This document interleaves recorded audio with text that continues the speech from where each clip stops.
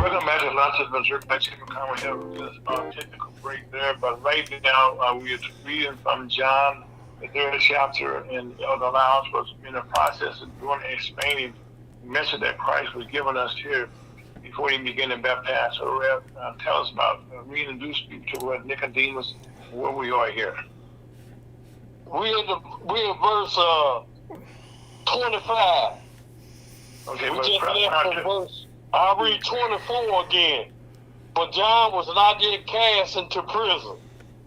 Then there arose a question between some of John's disciples and the Jews about purifying. Okay, Rev, before we get into John and the disciples, okay, kind of clear up a little bit here about Nicodemus, okay, what Christ was telling him here, which was an important part here about how we can be born again. And we don't want to leave people hanging on that. That's very important that people understand what is, what that actually means about how you being saved. Oh, you want to go all the way back up to the top? Not just review it in general. It gives an overview of what you just said, what is being said there. And when Christ is saying, he said, "Really, I say to you, we speak what we do know and testify what we have seen, and you receive not our witnesses." So, anyway, explain. Okay, was Christ explaining to people who have been baptized, people who have not been baptized, and people are starting to get baptized. Let's talk a little bit about that. Why people want to be baptized and need to be baptized. Okay, he said in verse 3, Jesus answered and said unto him, "Verily, verily, I say unto thee, except a man be born again, he cannot see the kingdom of God." Mm-hmm. Nicodemus said unto him, "How can a man be born when he is old? Mm-hmm. Can he enter the second time into his mother's womb and be born?" No. Jesus answered, "Verily, verily, I say unto thee, except a man be born of water and of the Spirit." That's how you're born again. That's how you believe in the death, burial, and resurrection of Jesus Christ. And you pass from death into life before you sleep and after you sleep. You have to believe that before you go in the water. And also, when he said really, when he said back-to-back time, tell us what he's saying. When he said the word verily means truly. Truly, truly. Mm-hmm. And you want to get your attention when he's saying that. Yep. So in verse 6, that which is born of flesh is flesh, and that which is born of the Spirit is spirit. Marvel not that I said unto thee, you must be born again. The wind bloweth where it listeth, and thou hearest the sound thereof, but cannot tell whence it cometh, and whither it goeth. So is everyone that is born of the Spirit. Nicodemus answered and said unto him, How can these things be? Jesus answered and said unto him, Art thou a master of Israel, and knowest not these things? Verily, verily, I say unto thee, we speak that we do know, and testify that we have seen, and ye receive not our witness. Okay, Rev, one other thing, let's go back to Nicodemus. Tell me, what does a Pharisee, since he described as a Pharisee, exactly what is a Pharisee? A Pharisee ain't nothing but a lawyer. Okay. The scribes and the lawyers, and those were those Jews, those wicked Jews that had Jesus crucified. Mm-hmm. That's who they were. Okay, because in the Bible here, Pharisees, and people say, well, what is a Pharisee? Okay, so he knew the law, but he didn't understand. He didn't understand what God was saying. Now, the reason they didn't understand what God had said because they was in unbelief. Mm-hmm. See, when you're in unbelief, you can't please God, but you might please yourself with your personal opinion. Mm-hmm. So right now, we have a lot of people, who listen to what Nicodemus was saying and what the Pharisees, the lawyer, was saying, is there's a big difference in what actually takes place, and that when Nicodemus couldn't visualize, how can this take place? Because it's not on paper this way.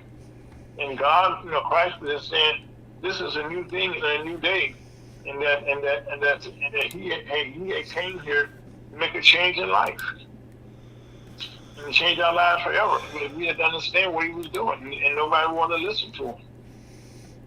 The reason why Nicodemus was a master of Israel, but Nicodemus cannot talk what he don't know. Right. So that's why he came that way, because he didn't know. And that's what they do in the churches. They keep the gospel hidden to the people. Why is that? That's why people say, I get baptized, I'm saved. I'm saved by going in the water. No, you're not. You got to believe the gospel before you go in the water. Water don't save. Belief saves. Jesus Christ, death, burial, and resurrection. That's what saves you from going up in hell. You go out in the water with devil and can go with the devil. Okay. Okay, so you continue. Go ahead, sir.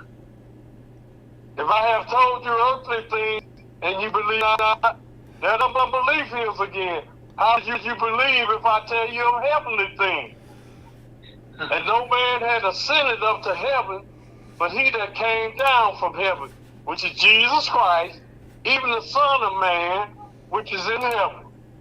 He there now in heaven, waiting to come back to get us out of here, which is the next event is to rapture up the church.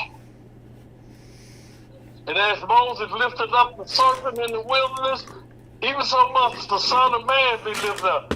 That's when Jesus was on the cross, dying for your sin, was buried, and rose again. You believe that? You go to heaven. If you don't, you go to hell. That whosoever believeth in him should not perish but have eternal life. For God so loved the world that he gave his only begotten Son, and whosoever believeth in him should not perish but have everlasting life. For God sent not his Son into the world to condemn the world, but that the world through him might be saved. He that believe on him is not condemned, but he that believeth not is condemned already, because he had not believed in the name of the only begotten Son of God. And this is the condemnation, that light is coming to the world, and men love darkness rather than light, because their deeds were evil. For everyone that doeth evil hated the light, neither cometh to the light, lest his deeds should be reproved. But he that doeth truth cometh to the light, that his deeds may be made manifest, that they are wrought in God. After these things, So right now, let's just stop it there and just kind of deal with this for another minute, okay? That you understand, even today, okay, we are somewhat confused because there's no light. You're not explaining to us exactly what's going on. When he said there ain't no light, that there ain't no light is talking about you in unbelief. Yes, sir. Okay. Anything else? Well, no, we got to leave it there because of time. We have to stop, okay? But right now, this is, we wanted to thank you for enlightening us again. This is something that we've been talking about for years about how can we get saved. And he said, look, you broke it down right here. You break it up, Ira. You break it up. The devil is busy. Am I okay, Scott, on your end? Yes, we're all breaking up. Okay. Well, then, we're going to take a small break. Thank you, Reverend, for those beautiful words that people can hear our voices now. Thank you for listening to PresidentUSHopTalker.com. Listen to my team of Converse, Reverend Elder Loud, and also on that note, take a small break, Scott. We'll be right back. Thank you for listening. Love you to my team.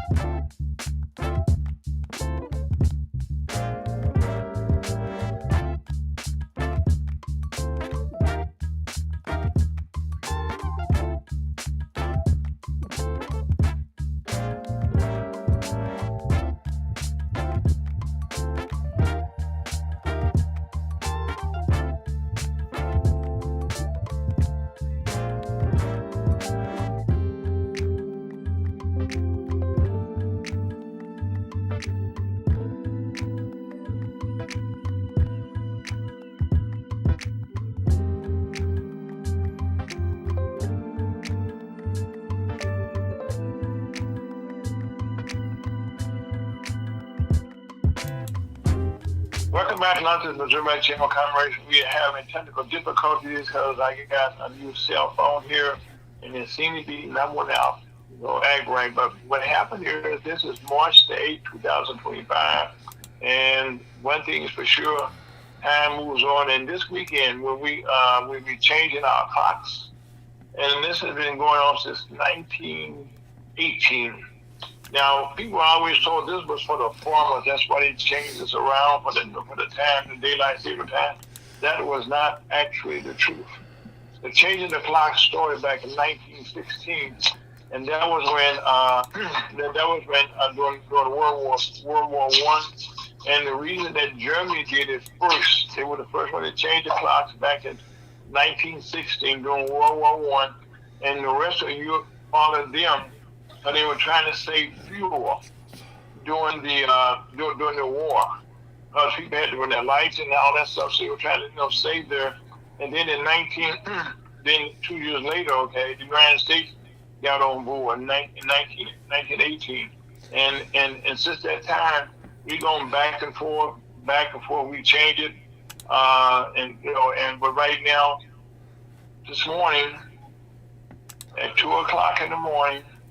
You got to move your clock up 1 hour. Or the best way to do it is before you go to bed, please move your clock up 1 hour, 3 a.m.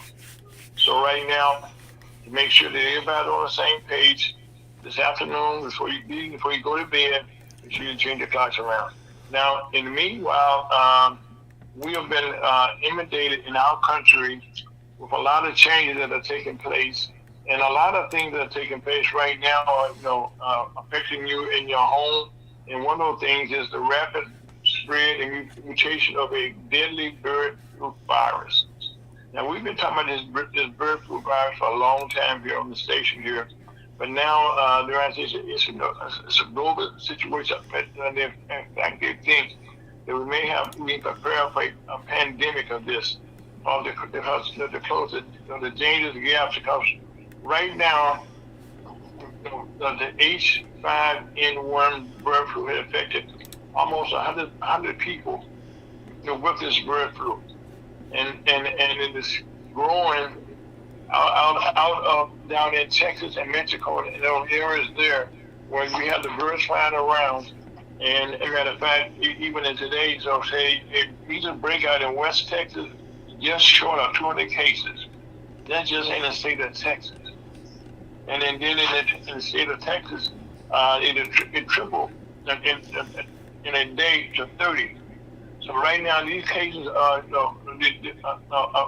taking place in younger people who are being unvaccinated, and whose vaccination status is unknown. So when we talk about the measles, you have to get vaccinated. And if your children going to school and they meet other kids that's not there, it will get home to you. So please do your part and get vaccinated. Make sure all your kids have all of their shots. You have all of your shots. And most people know older people have been vaccinated. So once you've been vaccinated, you're pretty much safe. Unless you come across again what is taking place here. And also, not only this affects our young people and our families and everyone in our country now, but we do not want this to come across into our country.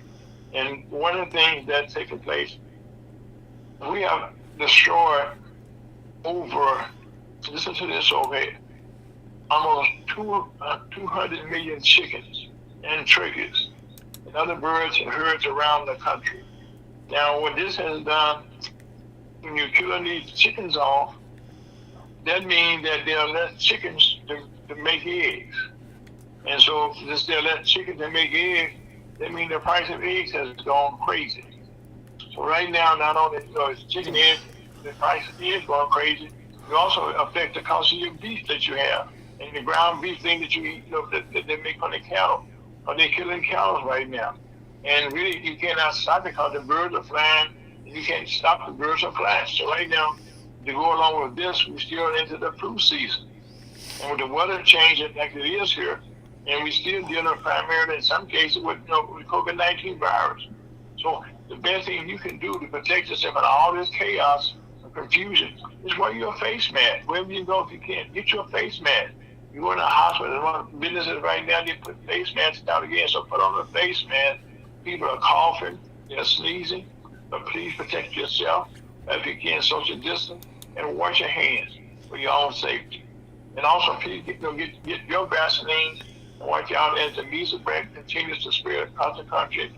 Measles is a highly contagious viral illness that typically begins with a fever, a cough, a runny nose, and pink eye, which is lasts about 2 to 4 days, and then there's a rash. But right now, if you get 2 doses of the current vaccine, that provides 97%. Rarely does a fully vaccinated person get the measles. So please look out for yourself and your children. While this is going on in this country right now, we have had the highest job loss since the last 2 recessions ago. And right now, looking at all this is going on, the U.S.-based employers now 170,000 jobs, 72,000 jobs have been cut, and that doesn't include. Now, those includes another 63,000. That's a lot of jobs. And the U.S. economy added 151,000 jobs, but it was expected to add 150,000. The unemployment rate it rose, and also this Tuesday, and while this is going on, our economy is going through changes. Okay, according to the Fed Chairman Powell, the economy is very strong. During the third quarter, the economy grew 2.8%, and consumer spending had increased by 3.7%. The unemployment rate right now is at the lowest rate. Was at the lowest rate in 50 years under the Biden administration and the Harris administration. Now this week, okay, the unemployment rate is at 4.1%. That's up. It was up in the 2 not long ago. So that's because as these cuts are being taken place across, the federal government, that's putting people out on jobs. People are quitting their jobs. Then there's a lot of uncertainty, and I can't give you a good answer because as things are taking place, different departments are moving around. Jobs are being cut. Here's the departments being cut. Now, this has created more chaos. This is where you're going to hear a lot of now. The stock market, the S&P posted its worst week since before September, and the central bank is in no hurry to cut interest rate. What that means, there will be no interest rate cuts no time soon. And that also, Hey, Al, yes, sir. I would just like to say something that we have to stop eating eggs and find something else to eat. You could change your appetite if they had like that. Oh, really? I think that's going away because the eggs are $5 or $6, and that's if you can find eggs. Right. And that doesn't even include, okay, you go, anything that meat that you get from a cow, since those cows are being killed off also, that's going to drive up, the cost of beef, hamburgers, because almost most restaurants around the country all have hamburgers as their number one thing. And also, by the way, not only chickens being killed, also they kill them chickens also. Yeah. So I mean, so this is something that's not a good thing. Like I said, and this is rather into the stock market, because right now the stock market has been going down, constantly going down. Now keep in mind that during the Biden administration, they're going up quite a bit. But now it's beginning to fall. As a matter of fact, one of the things that's taking place here in almost everybody's neighborhood, this is about to affect almost most of the country. Walgreens has been taken into a private company now. It was just about almost $24 billion. $24 billion with a B. And this deal made it a private company now. And now Walgreens has been traded over 100 years as a public company. So there's a lot of changes that's going on all around us, Rhea. It's changing us We don't, and I guess the thing about it, as these changes taking place, we have no control about what's going on. And right now, it's slow down. Right, okay, yeah, and right now, You know, 8 hours. The only control we got is we just gonna have to make different adjustments in life concerning what's going on in the environment. yeah, well, we definitely we doing that, okay. And also, while we doing it, the Congress right now, we're coming up on a deadline of next week. They have to come up with a balanced budget. Otherwise, the government will shut down. That will create more chaos. And right now, we familiar with Elon Musk. What he's been doing with those. They've been going to different appointments. You're cracking again. You breaking up. Anytime we seem to talk about the Doge and Elon Musk situation, I'll fall off the phone. That's crazy, which makes no sense. Am I still real bad, Scott? Yes. Ladies and That's gentlemen, the enemy. we are working at a solution to this, and we apologize, but we're going to go on another quick break. Thank you so much. Oh, okay, Scott, this time call me.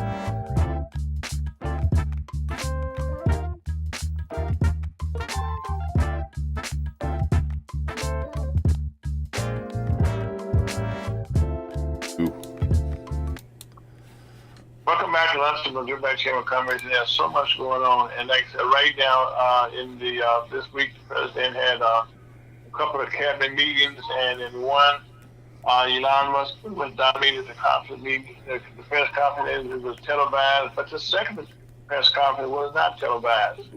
And in that one, a lot of the cabinet members right now are unhappy. See, everything that's going on, okay, that's not the whole cabinet. The whole country right now, we're not on a good pace. We need to talk about tariffs right quick. These tariffs right now, and this is my personal opinion, these tariffs have been around for a while, and right now with the United States, Canada, and Mexico, and China, there's a way to do anything, but most things is done in moderation.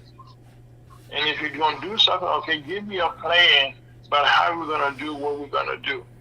That way I know what to expect.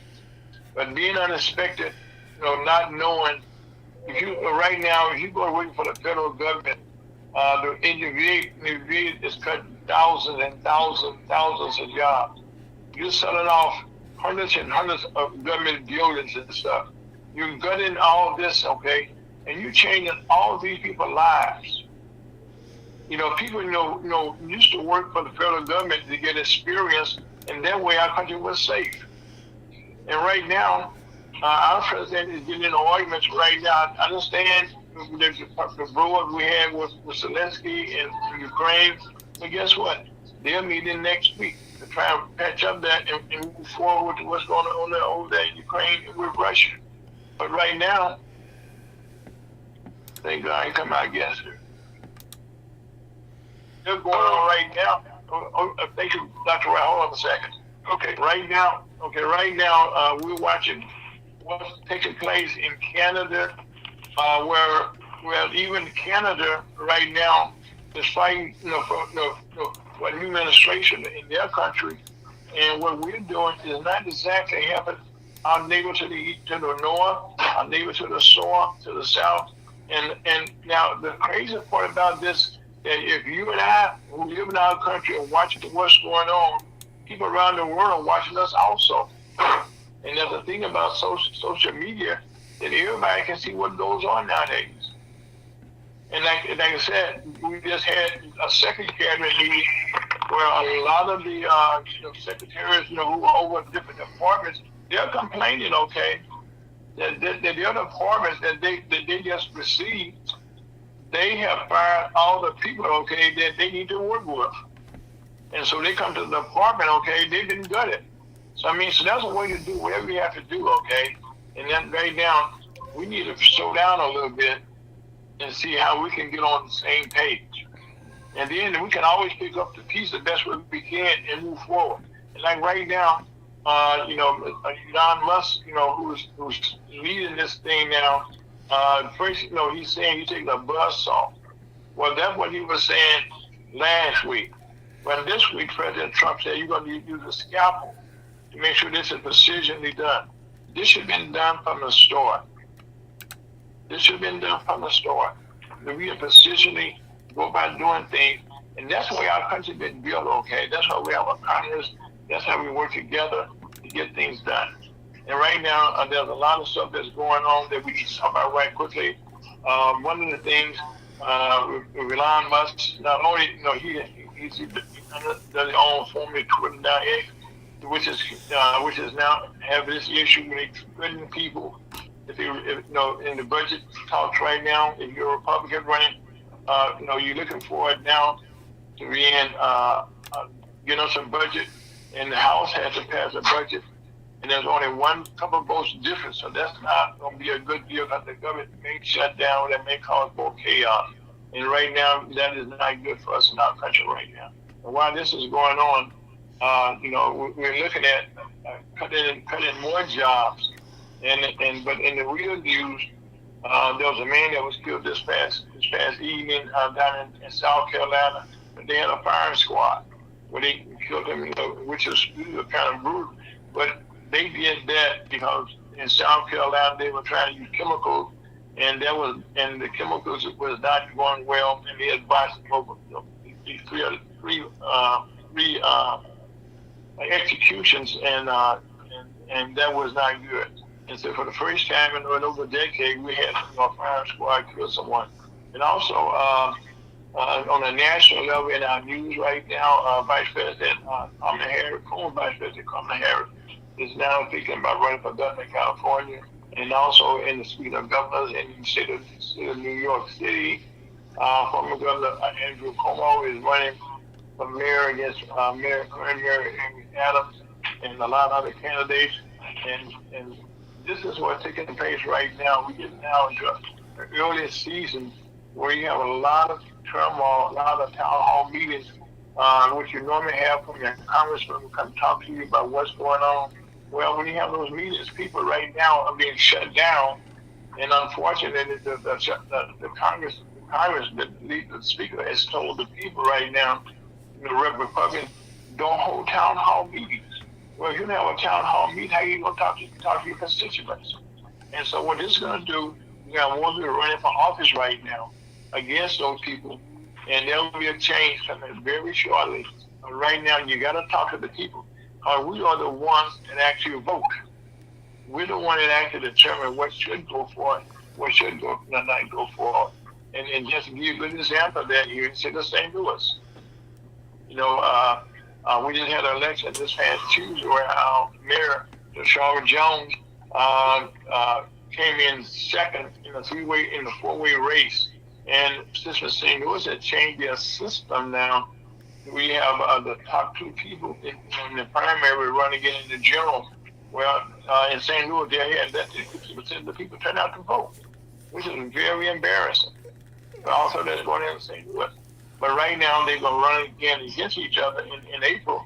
And it just may be possible that she may be able to beat Alderwoman Kara Spencer in the runoff. Who knows? But people got to get out and vote. You can complain about what's going on, but if you don't vote, ain't nothing taking place. Now, that's not a good word. Ain't nothing. Nothing is going properly. But we need to get out and voice our own selves about what we can do. And also, one of the things that's constantly around our country, we watch it. Carjacking, and murders. And right now we had a little 9-year-old kid, 9-month-old kid, just was killed in a murder homicide just this past week. So right now, these murders, these guns, and people right now are depressed, they're unhappy. But right now, this got to cease. It's not increasing. It's increasing, but not decreasing. Now, that's a lot I just said. We have technical difficulties, but so far we've done pretty good. So we may have figured out what was going wrong there. And also, right now, before we go any further here, make sure that another thing that's not good. We was very successful in our space program. Mr. Musk's space program, the SpaceX Starship, which is the one that was carrying up the the satellites into space, which was somebody going to the moon. Well, unfortunately, his program just disintegrated because the last two satellites that went up there, like the one just the other day, it kind of had to blow it up. So this is the second time that this is taking place. So right now, there's lots of events going on, and hopefully next week we'll be, when we get back to you, we will be able to have this technical difficulty worked out. But right now, without any further ado, we'll take a small break, come out with our very special guest, talk about what's going on, and learn a little bit about history. Scott, and then listen to Ferguson, USCHotPowerRadio.com on Facebook, Twitch, and YouTube. Some people is about check out comment. His name is Aaron Folks. That's Elder Lyles. That's Scott Owen. We'll be right back with great Dr. Wright. John Wright. Scott, take us out of here.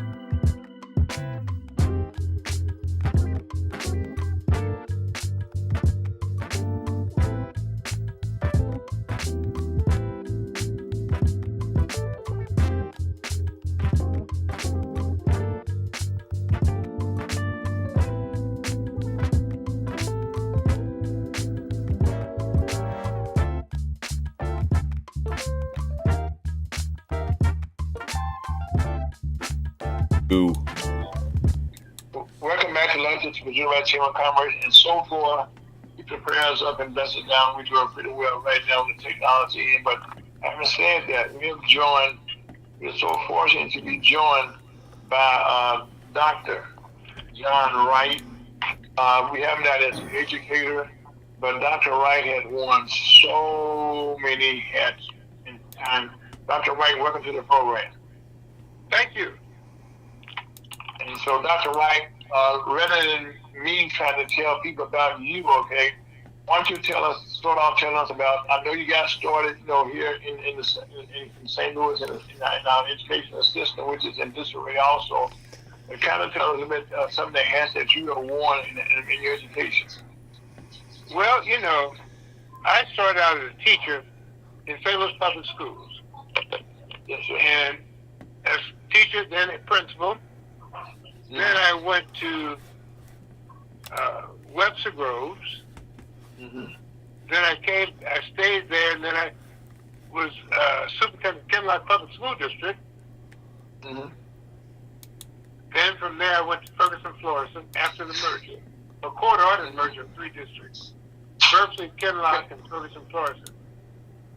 And I stayed there except for 2 years when I took a leave to work for the Board of Aldermen and the Board of Education. Then I came back to Ferguson Florissant. Okay, now what did you do, sir, when you went from the Board of Aldermen and what were your tasks that you were tasked with? I was executive director for the Citizen Education Task Force to try to improve learning outcomes for the children of St. Louis Public Schools. Okay. And then the reason I asked you to repeat that, sir, because it seems like we're at a point now we need to convene another task force, something similar to that. Well, so much turmoil, I stopped after 2 years and went back to Ferguson, Florida, because we couldn't get anything done. Between the union, the school board, there's so much argument and tied up. There was no time given to improve instruction. Wow. And I thought it was just a waste of my time. So I went back to Ferguson, Florida, and I stayed there till I retired. Okay. And I was home for 3 years. Then I was asked to be superintendent of schools in Norman School District. Mm-hmm. We did a search. And I was there for a year. Then the day I left there, I was asked to do interim for St. Louis Public School. Yes, sir. Stayed there, and then I came home. I've been home since 2008. Now, I was asked to come back to St. Louis to be an interim school board member. Mm-hmm. So I did that. And I told them I wasn't running. I've been on the U City School Board for 6 years, on the Community College Board of Trustees for 6 years. I was on the St. Louis County Board of Education. So I had enough of running school boards. And so that was not my desire to have another term on the school board. So, Okay, now, sir, that's why I was about to ask you now, because it seems as though, as you do, I did a little research, most superintendents, there was a time that a superintendent was still around about 10, 15 years, okay, before he retired. But now it seems as though the most superintendents right now are staying at a maximum of 5 years and they retire. Why is that? there's so much turmoil, man. It's turmoil. It's board members who want to do things for friends rather than for children. So you have a lot of problems. And kids are not the focus. And programming is not the focus.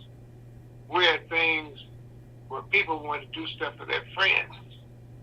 You know, there's cousins appointing. I know there was someone, when I was in Normandy, they were telling me someone was a friend of a person, and they were causing so much hell. I told them, stay home. I wasn't renewing their contract. It was in April. I said, stay home for the rest of the year. And I'm not going to renew your contract and don't come back. It caused too much turmoil on the building. And so Wow. I put them out. I didn't worry about getting fired because I was interim, man. You're not going to have me back anyway. I didn't want to get back. So you couldn't hold that over my head by saying that you don't do that. But you know, Dr. Wright, that's one of the things, okay, you know, that as you look at your past history there, people never talked about why you left those different positions, okay. But I know, not only were you an educator, I think the city of St. Louis asked you to wear some other hats. When the mayor came in, that she wanted you to come be part of her administration. Who's that? The current mayor of St. Louis, she asked you to be part of her administration. She had to be on the school board. Right, I'm be on the school board. I mean, I'm going to be on the school board. And right now, our school board is in turmoil, as you just said, because of favoritism. I said I was not going to run. I was told that they found someone to run. Mm-hmm. So I filled in for her.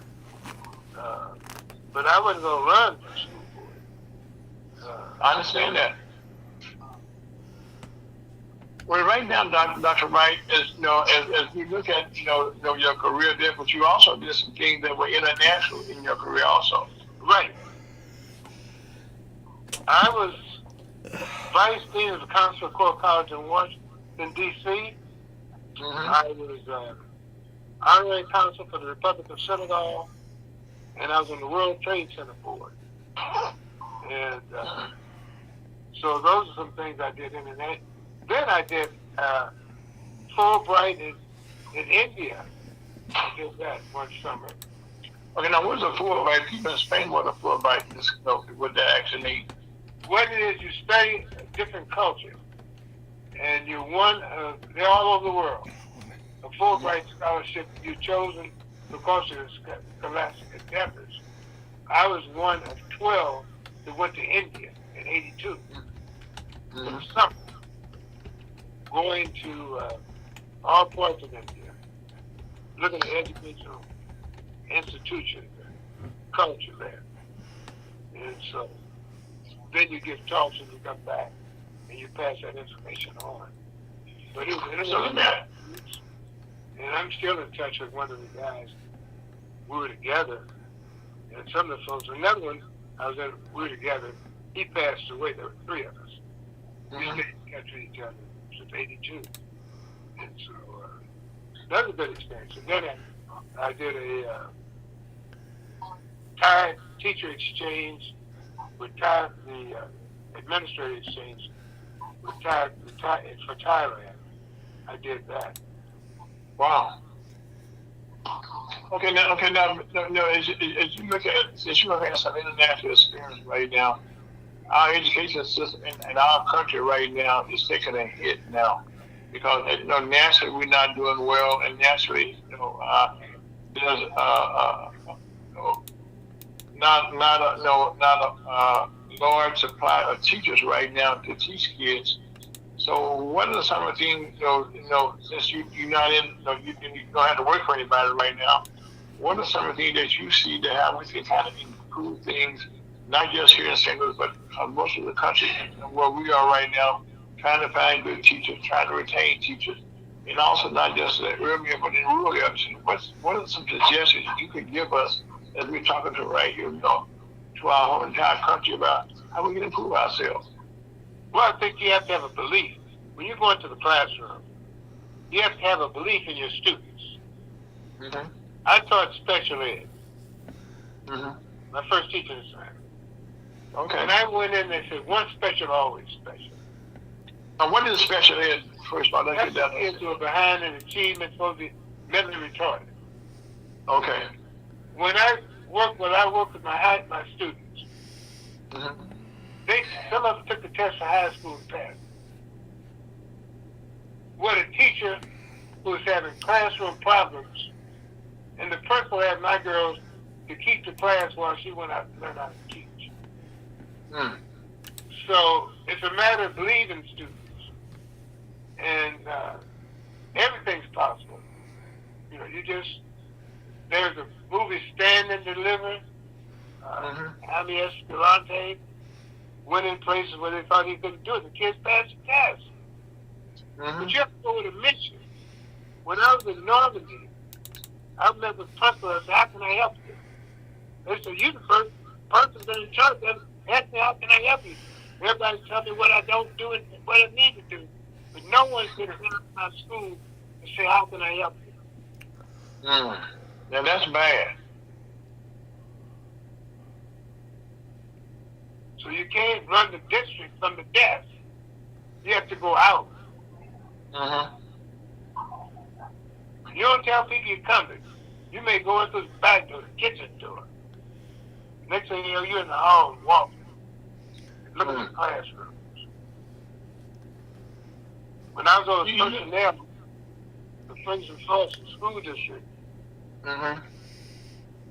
they used to tell me about this one teacher who was yelling and screaming all the time. So I went up to the school, and I didn't know how I was coming, but I went out in the hall. She was yelling and screaming at the kid. Mm. And so you have to correct that. And principals who know when I go to the Kinloch School District, we had one woman who didn't want to deal with the teacher who couldn't handle the kids because she was a past superintendent's daughter. She was sound asleep in the classroom, out, and the kids, young kindergarten kids, traumatized. So I got someone to take her home, and we delivered her to the house. So she can't stay. Mentally ready. And I find someone to take her. Family That's bad. It was that bad. Yes. You know, I was talking to an administrator just yesterday in a rural school district, and he's one of our members of the Missouri Chamber of Commerce in rural Missouri, and he was saying that trying to deal with the kids in the classroom, that most teachers right now, that they originally worked, on the grade school level, he's been promoted to the high school level, because mainly that they have found that some of the female teachers, were being overrun by their students. By the what? By the students right now, was not giving them the respect, the teacher the respect that she should have gotten.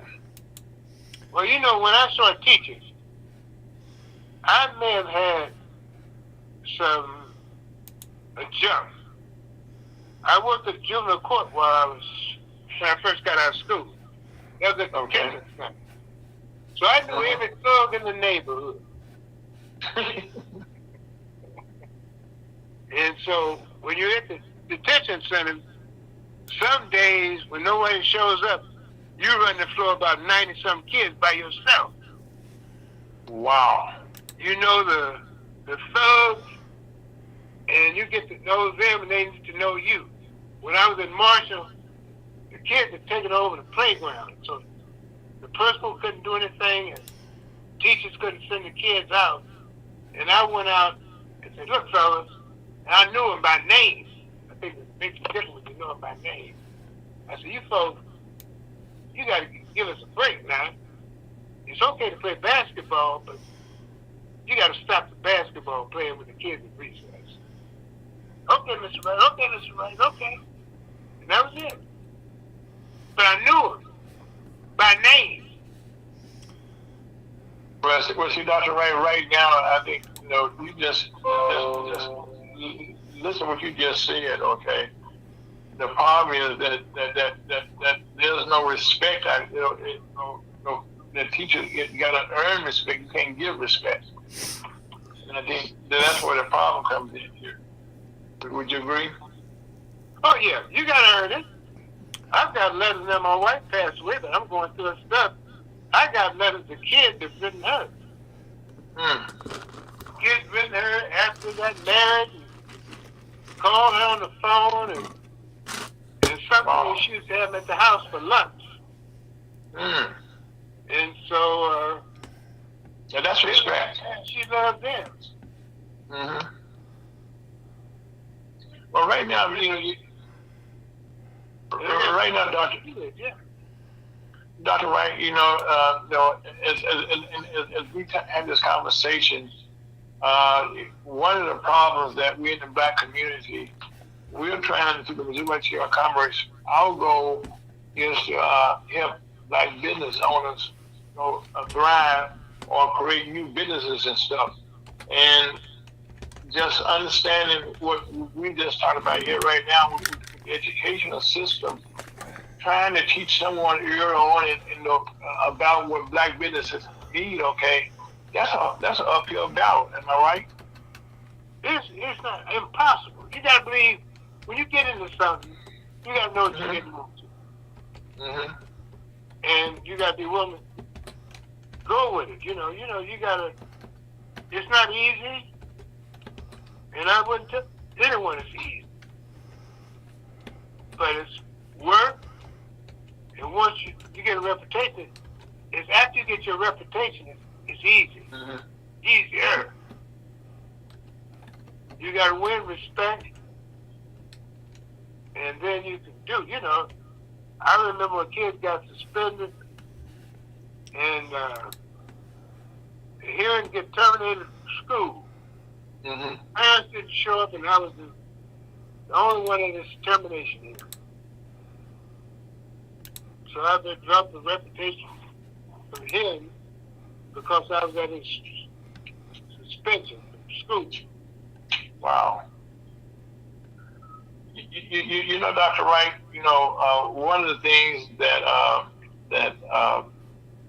understand, and of course you do, I knew that, first of all, that your education that you got early on in your career, in your life, okay, you came from a black high school that's still around. Tell us about your high school experience that got you focused, okay, on being who you are. Yeah, I was a Sumner. Mm-hmm. This is the oldest high school west of the Mississippi. Mm-hmm.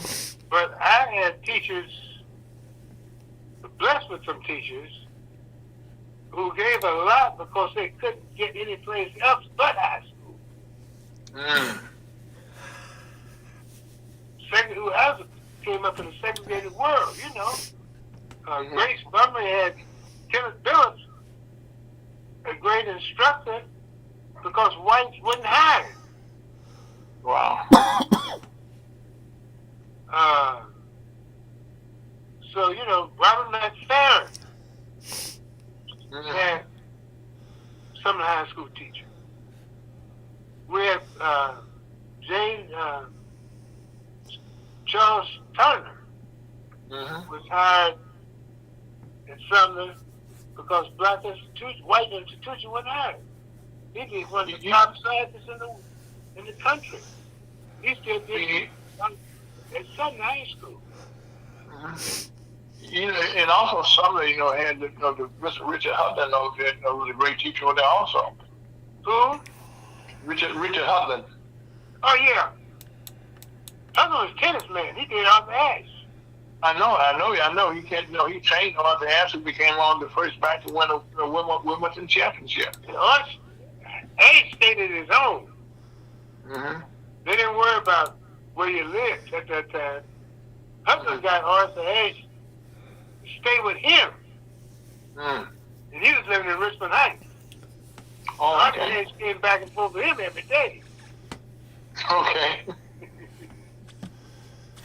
Well, that meant that right there, there was a trust factor there, but at the same time, the fact that I know one of my very good friends, and I remember the chairman, Reverend Larry Brown, listening to us right now, he came out of Sumner High School, and I know you know him personally because you guys have raised him years, but he's been one of the leaders in our black community for years, okay, but he also was a Sumner graduate.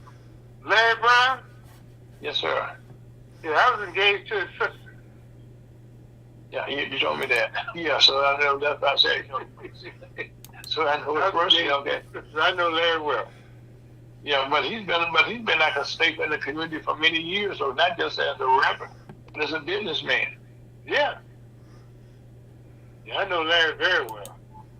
Yeah, and he's been but he's been one of the person that gives and gives. And also, by the way, when we speak about it, okay, we want to set some prayers up there right now because he's also going through some dialysis. Right now, pray for him, have a speedy recovery, get a kidney real soon. But there's people like this, okay. Now, by the way, I didn't tell people when we started the program, Dr. Wright, how old are you? I'm 85, brother. 85, okay, 85 years old. 86 this year. Okay, 86. And if you're smarter, than the average boo-boo. Not being funny here, I say that, but you're smart. You understand. Your mind is still clicking. But it's your experiences, okay? Is that we need more so now than ever before to share this with people, okay? About what you had to do to be successful and to make other people successful. What we need right now is for people like yourself, who can find other people who need to pour into our kids.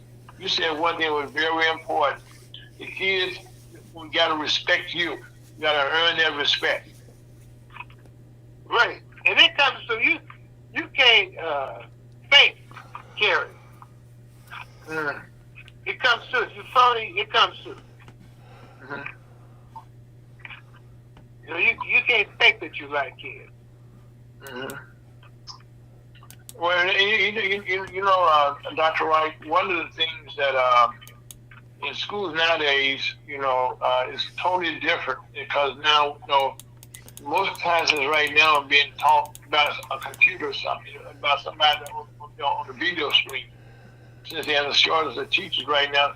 So, what are some things that we can that we can share right now with different parents who listen to us right now, how they can improve their kids' relationship with their teachers? What would you You know, I suggest? had to go through that. You know, I don't know how many are being taught by computer skills. I know it's Mhm. a teacher.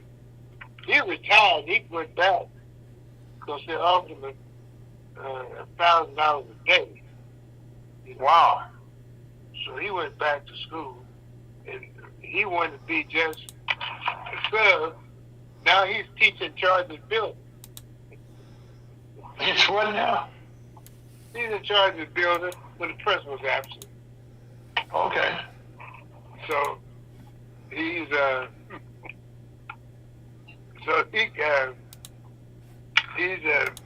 well. He enjoys that, but he's tired. Okay.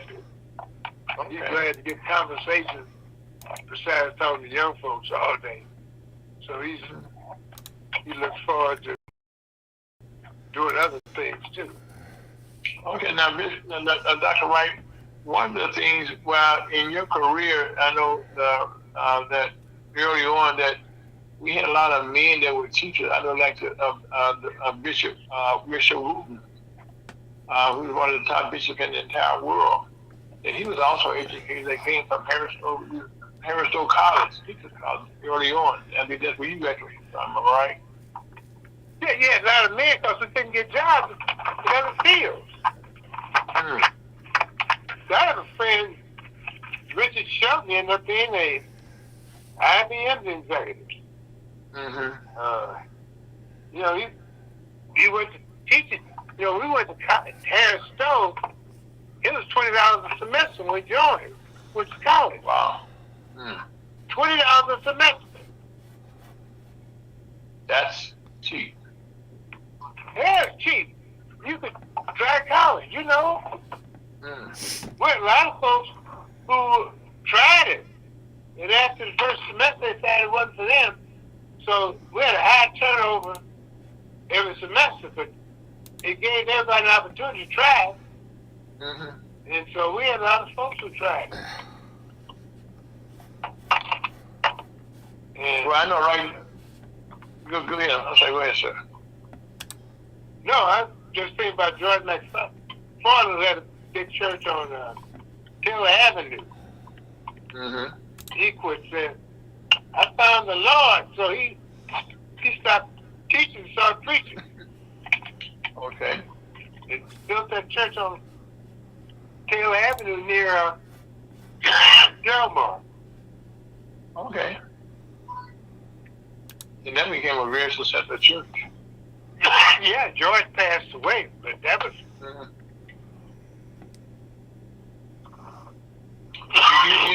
You know, Dr. Wright, you know, I guess nowadays the teachers right now, you're getting more men back now into the classroom than you had in many years.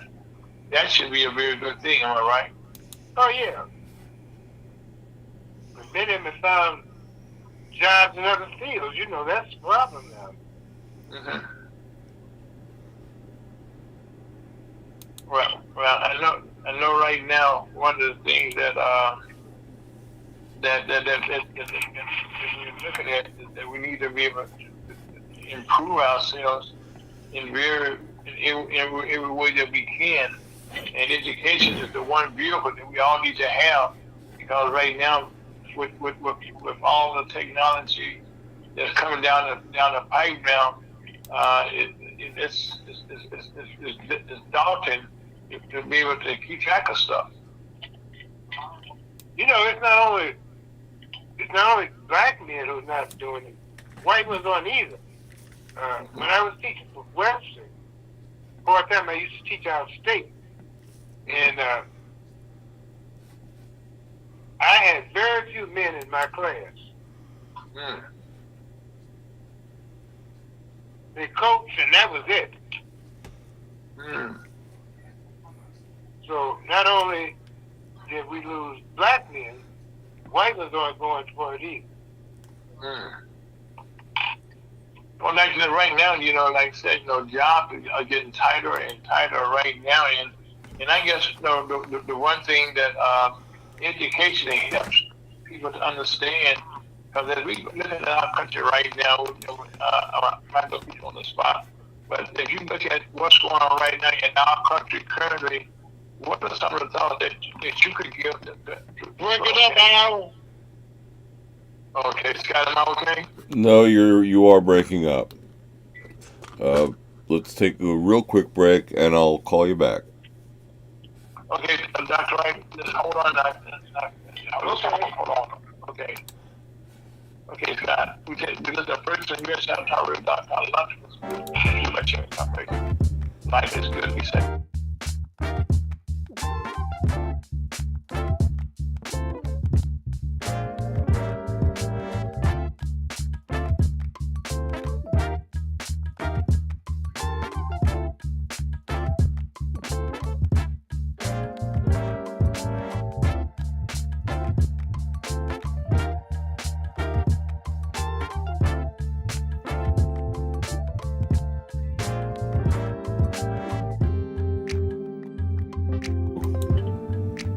Okay, Dr. Wright, welcome back to lunch. Okay, we're back with you, sir, and sorry for that situation there, but I was saying to you right now, as you look at right now in the year 2025, what are some of the things that you would suggest that people who consider going to being educators right now, because we still need some good educators for us to understand what's going on in our country. Would you agree? Oh yeah, but you got it. One thing I think, we got too much dumb leadership out there too. Okay. I'm serious. I got 2 kids with education. I hear all the dumb stuff that goes on by those in charge. Right? When you said dumb stuff, okay, give us an example. I have one son who, can you hear me? Yeah, yes, sir. You were loud and clear. I have one son who was a principal, Mm-hmm. and his staff was predominantly white. Mm-hmm. He went out and recruited a black staff member.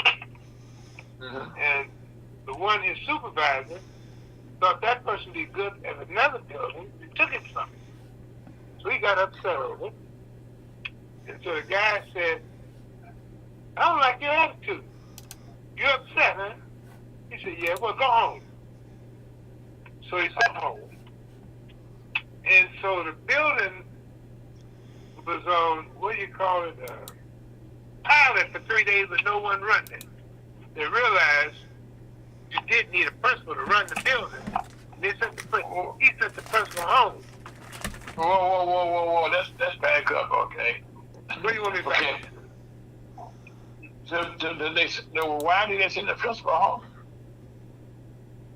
Because he was upset because he took his staff and he went out and recruited.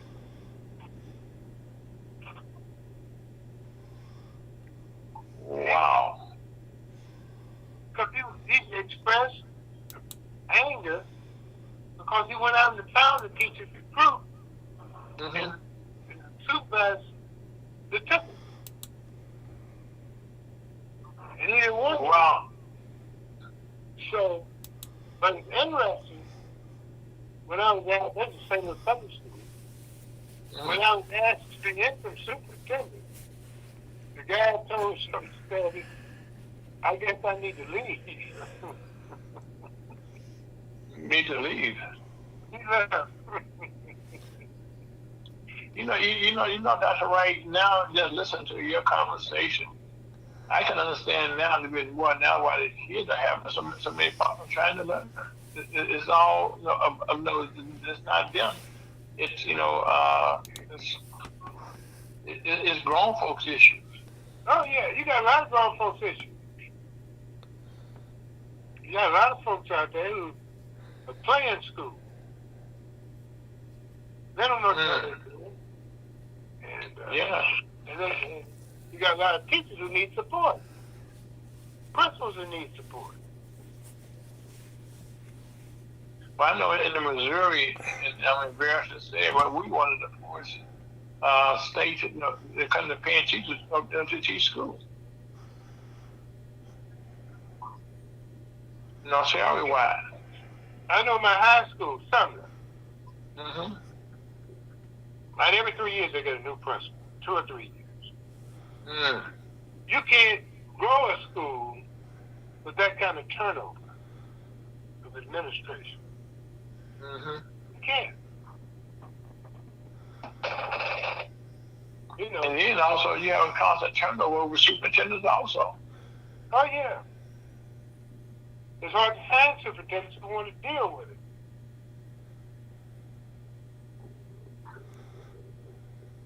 And I think at the end of the day, that's that there's no consistency because I guess each superintendent will come in, he has a vision, that what he has for that school, what they want, what they want to get accomplished, during his administration, in his legacy.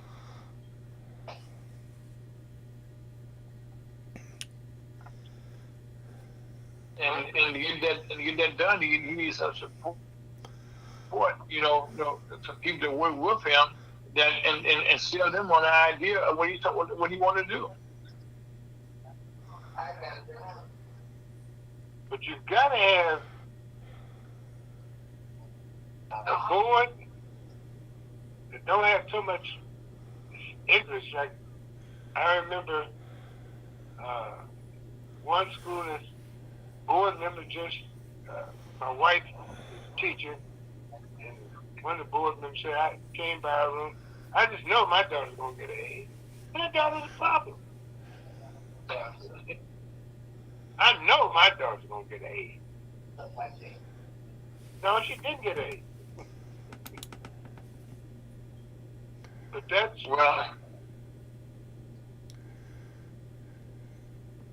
Well, and that's not just that one kid, but every parent feels their kids are smart. Yeah, but you just can't. You got to be a parent, and you got to be supportive, and you don't put that on per teacher. Mm-hmm. And so teachers afraid to do their job because of board members. And some board members just want to go on trips.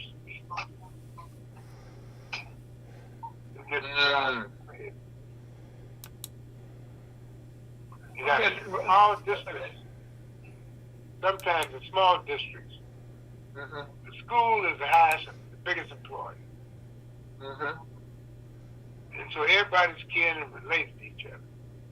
Mm-hmm. But you got to tell the board, if you want to save the kids,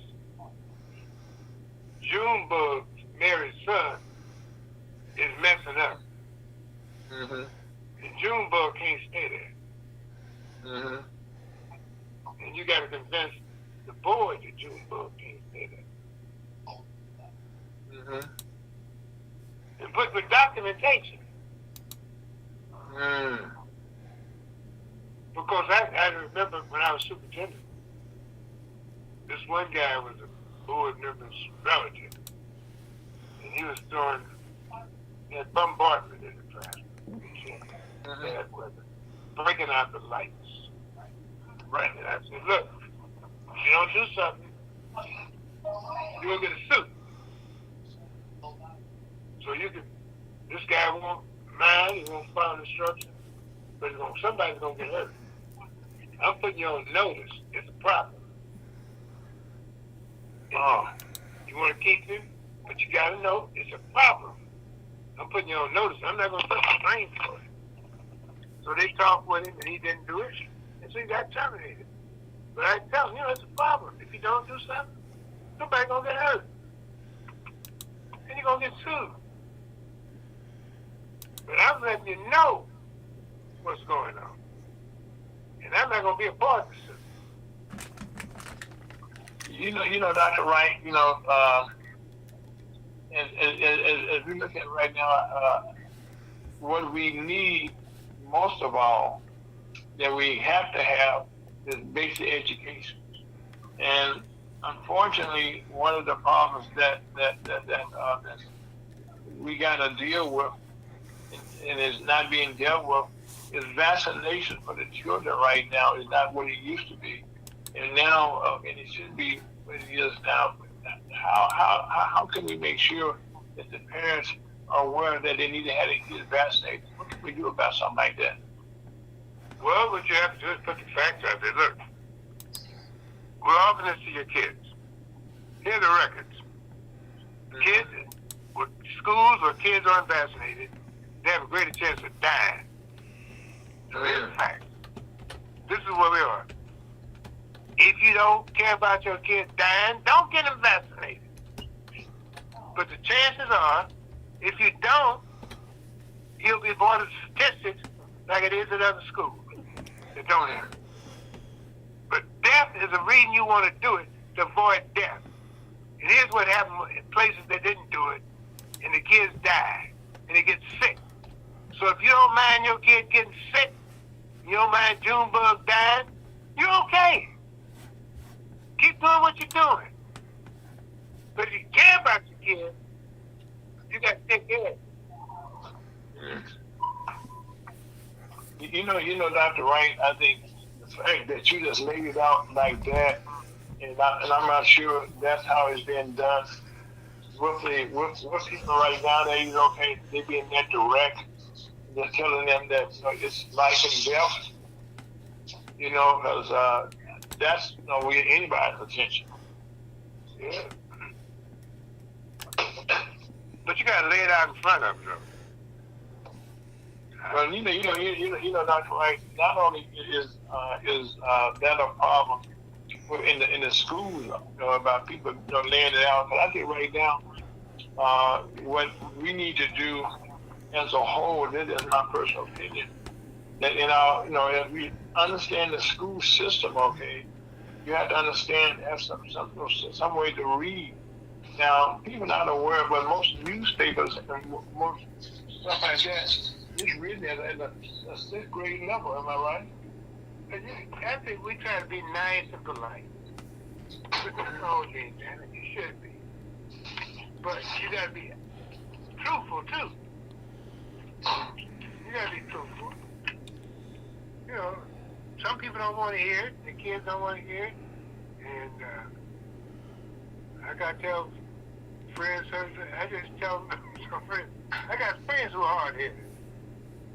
Yeah. I just say, look, I'm not going to just tell us where you want to ship the body. Just tell us where you want to put it. I'm not going to argue with you. Let the family know where your body to be shipped. Because the way you're going, you're not going to make it. So no need to argue. No, just leave a note where you want your body to be shipped.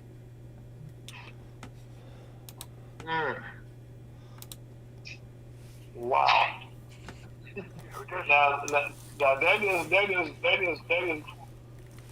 getting to the point, and people should be hearing it and understanding that these are the facts of life. Yeah. And Dr. Wright, that's one of the things that across our country, people not being factual, direct, I should say, when it comes to explaining to people what the facts are. The administrators have a relationship with teachers. Mm-hmm. The better they get that message over, because they trust you. Mm-hmm. If you don't have that relationship, they don't care what you say. But if you have that relationship with the students and the parents, if the kid gets sick, have teachers, we'll have principals, always, that what I want all y'all to do is call home, talk to the parents every now and then, call the house, see things are going. So that's what we did. That's part of the plan. First week of school, he want all first teachers to call home. So that's what we did. Okay, and how successful was that with the kids? Showing are showing more improvements. But I used to go when kids was, when the word went out when I was teaching, Mm-hmm. they had a party down the street at so-and-so's house. The parents aren't home. And, you know, you went in through the back alley, because they didn't have a front door. You had to go through the back alley. And so, I remember going, I wouldn't do this today because I'm supposed to shoot you. But I went to the back alley and knocked on the door. Mr. Wright at the door. Mr. Wright, they hear him dodging and getting in there. So, but you have to go, and so folks know you're going to come. But see, Dr. Wright, that's the thing. See, you went, like you said, over and beyond because you cared about your students. Yeah. But today, hell, some of them may shoot you. But Yeah. how much did it? Well, let me ask you a question, Dr. Wright, and they probably, don't talk about it, but how big is the problem right now with young people, having problems with people beating guns and stuff in school? Is that a big problem? Probably some places it is. Some places I know when I went to a meeting with high schools, when you came in the door, you had to go to a metal detector to get in the building. So it's Wow. guns were Right. we didn't have that when I was working. So I'm just glad I don't have to deal with it now. Because some kids don't even talk at the bait with you, pull out the gun and shoot you. Right. Dr. Wright, one of the things that social media, that people watching so much negative stuff on TV, the young people are. How much of an effect does that have on the reality for them in life? A lot, They live in a world that's changing constantly. It's corruption all over. When you got a president who's guilty so many times of crimes and in office. Well, yeah, even know that. the 34 convictions. Yeah, I mean, they hear that on the news. And there's some communities where, even when we were young, I knew where the policies were going on, the numbers game was going on. Everybody knew where it was, except people in authority. They claimed they didn't know. And the numbers game was going. You got the results on the mailbox on the fence in the apartment building. Every few months, they raided the place where the numbers was being played, and then after a couple of days, business as usual.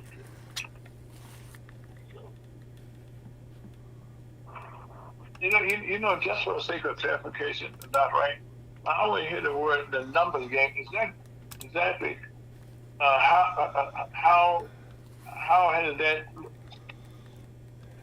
looked back in those days? What do you mean, how was it?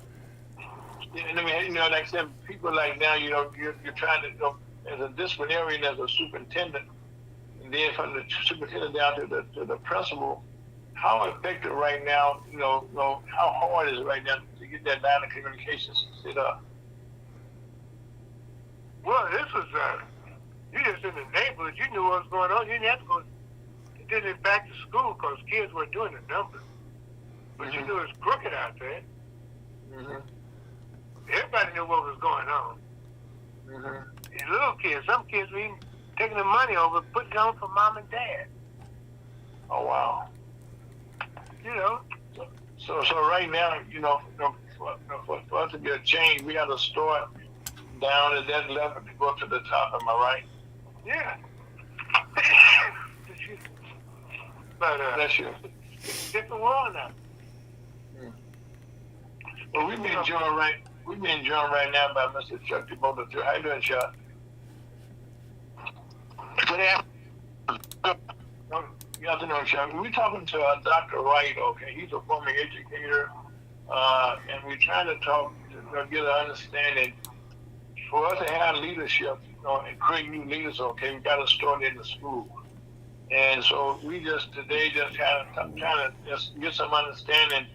I know you know a little bit about education because your wife's an educator herself, but how difficult it is right now. First of all, to get good teachers, to get superintendents, or to get good teachers. Now, how difficult it is for the students to understand and get respect for their teachers. But you have to respect the kids. Mm-hmm. That's hard sometimes. Yeah. Listen, but you can't give up. Can't give up. Well, anyway, so Chuck, and you'll win some kids, and some you won't win. mm-hmm. Those you win, they keep the other kids in line. Mm-hmm. They'll say, "Oh man, he's okay. You got leave him alone. That man know what he's doing. Leave him alone." And they take up they say, "Mr. Ray, he doesn't know what he's doing. Leave him alone. He's okay." Mm. And they'll correct the other kids. Well, Dr. Wright, right now, I want to thank you, okay, for taking the time. Just give us an overview, how things have changed, and how difficult for these speeches. Give us a roadmap showing what we need to do, okay, to try to make a difference in our schools, and just let people know what's going on now with the chaos that's going on in the schools, and how bad it is, unfortunately. But no one tells us about that. I'd say the parents should visit the school. So some parents never go inside the school until there's a problem. Mm. And if you visit the school, that'll also make people do right. Yes, sir. Parents, white schools, you got parents in it. It's hard for the principal to run the building because parents interfering all the time. But it keeps the bad stuff out too. Well, Dr. Wright, we're gonna eat. Well, Dr. Wright, I hate to cut you. I hate to cut you off, Dr. Wright, but right now we're gonna change over to Chuck. And Chuck, right now, I'm sorry, what you said, Dr. Wright? Okay. Thank you for your time, sir. Like we will be talking more today or not more. Thank you so much for your time, sir. Okay, take care now. Okay, yes, sir. Chuck DeVoe III, how you doing, sir? I'm doing fine, thank you. Okay, I know that you know a little bit about education. Give us your thought right now about education out in our schools now as we're trying to raise up new leaders, okay, to have new businesses, but we got to start at that level, How can give us your thoughts on that? I think we all got to work together because it's complicated. There's a lot of issues, and you can start with asking the teachers, and then there's they reach a point where they say they're doing all they can do. They need some help. So some of that has to do with, are we offering the right curriculum from a vocational standpoint? Does a kid have to go to school if they don't want to go to school, or do they want to go to school because they know that's how they can make a living or have a living? And there's different levels for different dispositions.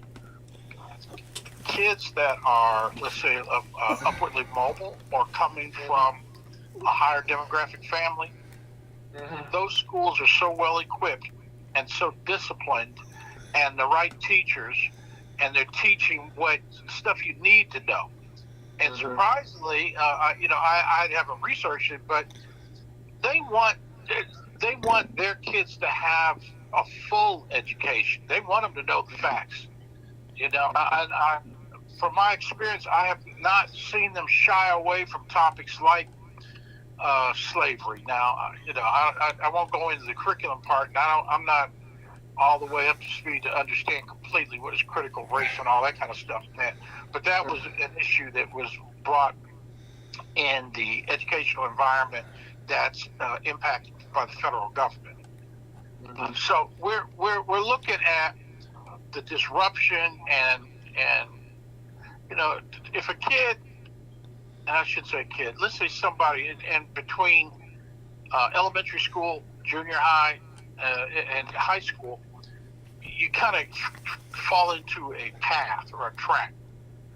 And those kids that are given exposure to video technology or we see science fairs and things, and there's some phenomenal things happening. That's where we need to support and offer resources to those that want it, have something to feed them and to drive them and keep them going. And then there are those that are just disruptive and maybe only going to school because that's what they're forced to do. There may be a different or a separate environment for those.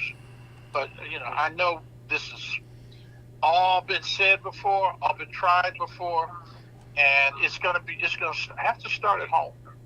Right. You could look for whatever resources you want, but it's going to have to start, with the man in the mirror. But Chuck, I'm not going to take a lot of time on that. But I think you just echo what Dr. Wright just said, the time that he's on there with us. That You're breaking up, Ira. Okay, how's that? Am I still breaking up? You're still breaking up. Chuck, hold on 1 second. Okay, we'll take a little small break. We have some kind of difficulties the last couple of weeks here. But just hold on, and Chuck, we can take a small break. This is a lunch presented by Chairman Conrays on BreakthroughUSHotTalkRadio.com. Life is good, Scott. Take it out here right quick.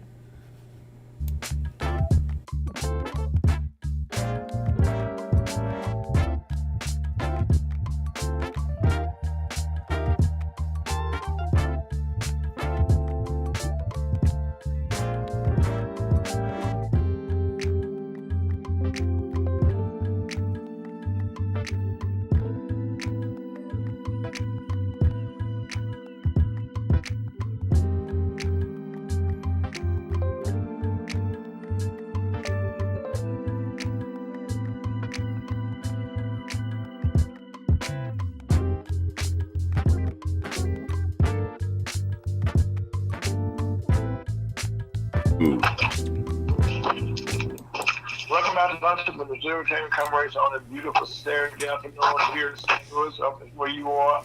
And also, we want to say thank you for Dr. Wright and the time you spent with us today trying to understand this education system, some of the problems that we're having. We're trying to highlight that. And having said that, Mr. Chuck DeBoe, we missed you last week. You've been away from us. So tell us, what has Chuck DeBoe been up to? We're in a mode, in a time when we're transitioning. We're launching new programming and some new initiatives.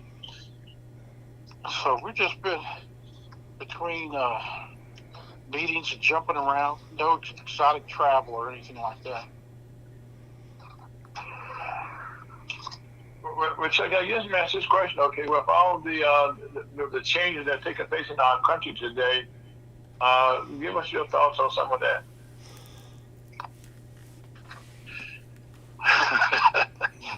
That's a loaded question, but I tell you. Well, it's kind of loaded, okay, but right now, because like a lot of business leaders right now, it's a fair question, though. It's a fair question, and it's a question that needs to be asked to somebody that's daring to be in a position of leadership.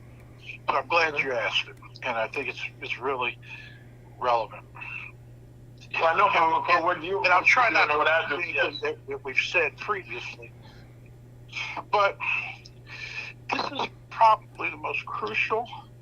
You hear this all the time, but this one seems to be the most crucial until the next most crucial comes along. So for now, Okay. today, looking in history, if you don't pay attention, if you don't pick a strategy, if you don't pick some reaction to what's going on, you're gonna find yourself like double down. You're not just going to be behind. You're going to be like 3, 4, 5 times behind.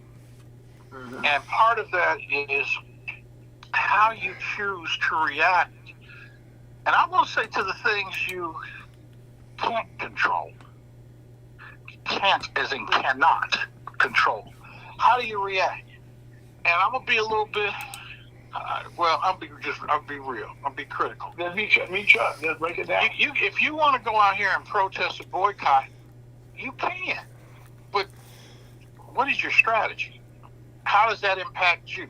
Or have we figured it out? Do we know, is there a ABC or phase 1, phase 2, phase 3, or where are we going with it? You know, when we boycott, we're going and we're asking with a strategy or something. But in this game here, it's already set up. You can't bring the 1950s back in 2025. In the era of AI, they've already scoped it out, planned it out in strategy, and don't necessarily take it personal as that it's against you, or what? What is the bigger picture? In other words, I'm saying that I do not believe it's to eradicate black people. I believe it's to eradicate any kind of differentiations that had been festering within the federal government and the structural society, to where different aspects of it were starting to be manipulated and used to the advantage of one group versus another. And particularly as it related to DEI. I don't know if you notice it, but whenever DEI comes up, they start talking about using that word about woke. Mm-hmm. And woke has become synonymous with gay rights. Well, people can argue that, but that's I'm just going by what I'm hearing and seeing in the news. Chuck, right now, one of the things that you just hit on there is that the titles of the names that have been given for things over the years. First, there was a time when you said minorities, you meant black folks, okay? But over the years, that became so encompassing that you didn't mention black folks. Then you came with DEI, okay? And then all of a sudden, that got redefined as something else, okay? And it became like the thing that was being attacked. So with all these different things in the media that's being attacked and not being attacked, that's why I'm saying it's a loaded question I asked you. But how can we see through some of the things and suggest that you give us as a leader? I got you here. Here's some of the things a lot of people don't. It's not made part of the conversation. Mm-hmm. And if you go by like following the money, Mm-hmm. so we're hearing a version of following the money from the whole Doge experience and following where did the federal government actually spend the money and what was this, and they go, oh, look at all this money that went here, look at all this money that went there. Well, as it related to DEI, there was corporate monies that were written off and put in the budget that were for DEI spend. Mm-hmm. And then there was the federal government DEI spend, or what they were spending money on, and it really went to certain types of things and to certain types of organizations. So because of the partisanship element of it, meaning that the Democrats were implementing the legislation on it, they were implementing the administration of it, they were really allocating the budgets that went with it. It was very partisan politics. If you weren't down, if you weren't part of the crew, if you weren't approved and agreed to, you weren't going to get any of that money that was being allocated and spent for those types of things. So it does fudge over into racial differentiation, or how are you a black or Hispanic or a woman, a white woman, or whatever. It did get into that. So what the Republicans have done, have come in and studied where the money went. I mean, it ain't even a study. It's a matter of artificial intelligence. These supercomputers, it doesn't take them 30 seconds to go through it, just put everything together on what's connected and what's not. That's how fast it is. They can go in tonight and run through the servers and be done by morning. And say, okay, we're good. We're moving on to something else today. So the thing about it is that DEI really just was being shut down completely and cut off the gray areas of the way money was spent and then who was benefiting or not. In other words, so all of us that have a child that's played in a sports team or something, and, you know, in this day and age, so you're trying to say, you know, is my child good enough to make the team? And then you get out there and you say, well, wait a minute, they put this kid on the team, but he's not as tall, or he's not as fast, or he doesn't shoot, he doesn't hit his free throws, or you know, it seems like we're just as good as they are. Why can't, you know, why shouldn't we have a chance to make it? And that's where the things you don't control, or the things you can't see, or let's say the politics or what goes on behind the scenes, all start to come into play. Now, it always existed in society, whether DEI or not. You know, there's always, in historically, it's like, well, you live in a certain neighborhood, so we're not going to insure you, or we're not going to give you the same rate or the better rate. Or, you're black. You know, it just jumped in my head, but if you're black, you better get back. You know, it used to be kind of like that now. So I'm going the opposite direction with it this time. And I'm like saying, okay, so you want a level playing field. You want us to come out and be general market. You want to have us question whether we could be the National Black Chamber of Commerce, or whether we just got to be the National Chamber of Commerce. And either way, you set the rules. If we can't control it, you know, we're going to go ahead, we're going to be us. But by all means, it is not going to stop us. If the first, you be careful what you wish for, is we're getting ready to be the best. We're getting ready to be the best on whatever league we're playing in, whatever platform we're on.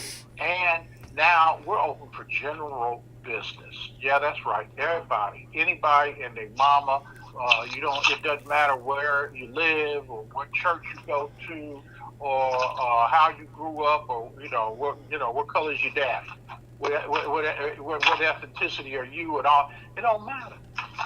It's about that money now. It's about getting to it. And so, even though I'm not a big proponent of the boycott, these folks is out here driving the stock value down of these companies. You know, I mean, it's painful. It hurts.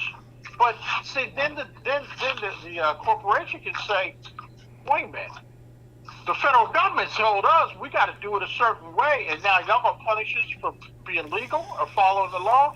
See, that's where you got to be careful. You don't want to hurt the wrong thing, but then the White House is asking us, the black business community at large, just saying, or not just black, small business. We'll say small business. They ask the small business, can you please let us know what's working?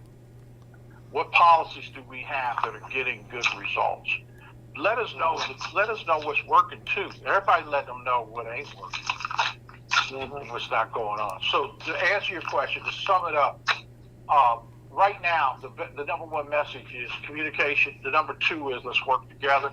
The number three is be ready. Are you look at yourself in the mirror? This is kind of like when just like you give your car your summer inspection or before winter. Winter's coming, so you gotta get it ready for winter. Well, you just gotta take and look. What are we good at? Where we need help at?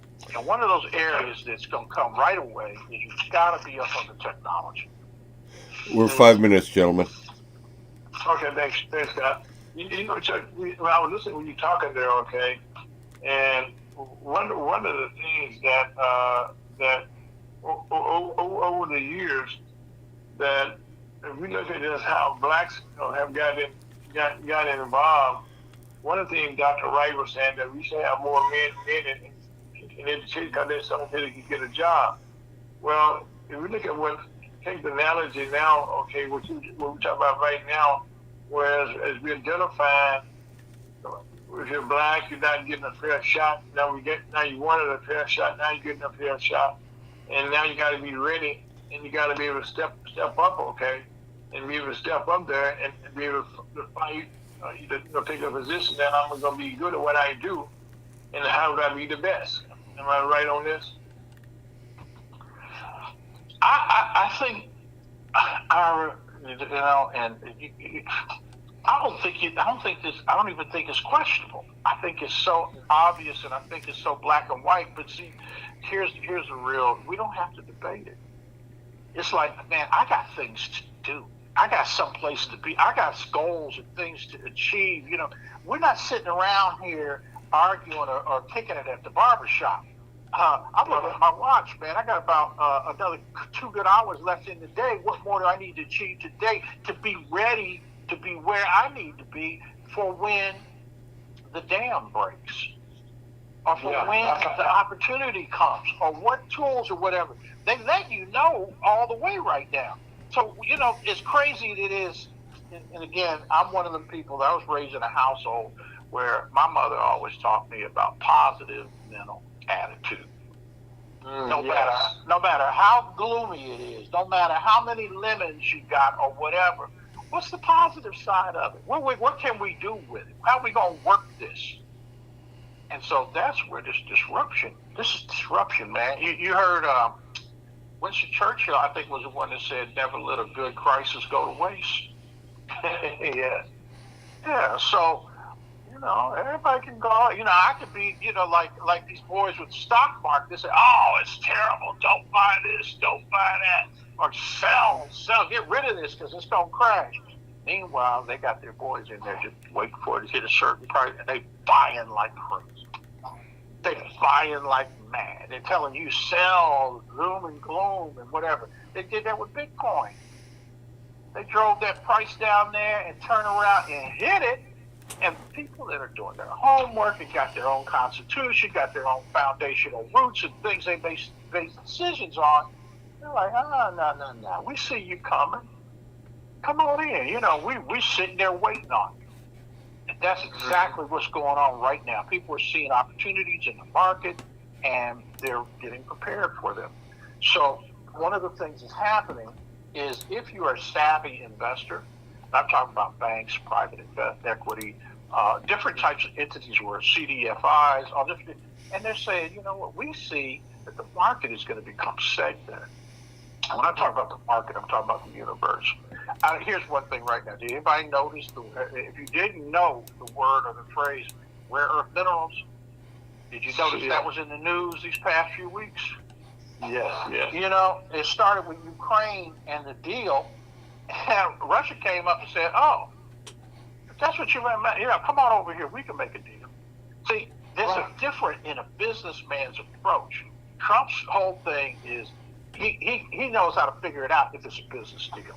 It's the politics of what's going on behind the scene, and Zelensky coming over here and already made a deal on the rare earth minerals, and already had met with the Democrats and had been out there campaigning for the Democrats and all that. And he led the Trump crew on like, no, I'm interested. I'm coming over. I'm going to sign the deal. And to find out you never had any intention, it was false trade. So when you break your you break your word, or you break your trust, it's a new game, a new day, a new game.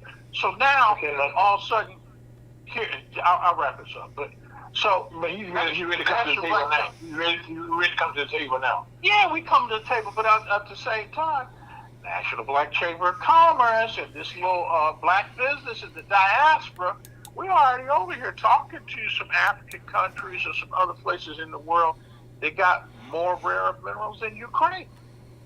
And got full control of them and ready to say. So you see, here's what I guess where this story really goes is to, what do you have to barter with, to negotiate with? What you got? You got anything? Bring it. Well, black folks, if we just nothing more than the boycott crew, meaning that whoever go line up for that, because a lot of them aren't necessarily business owners. Business owners are trying to go boycott. They're trying to say, listen, we're gonna sit this down. I've been doing this all day, okay? Because there's difficulty, but right now, what Chuck is saying, we are saying the National Team of Commerce was a Team of Commerce. Our future is very bright. We just have to step up and go get what is ours. And we have friends around the world in the right place at the right place. All right, Chuck? Amen. On that note, thank you, Mr. Chucky Paul. Thank you for Dr. Wright. This time stay with us. Thank you for Elder Lyles. Scott Owens, thank you for all you've been doing today. And my name is Ira Post. This is Lunch with the Chamber of Commerce for March the 8th, 2025. Please be safe, and I can check it out at you.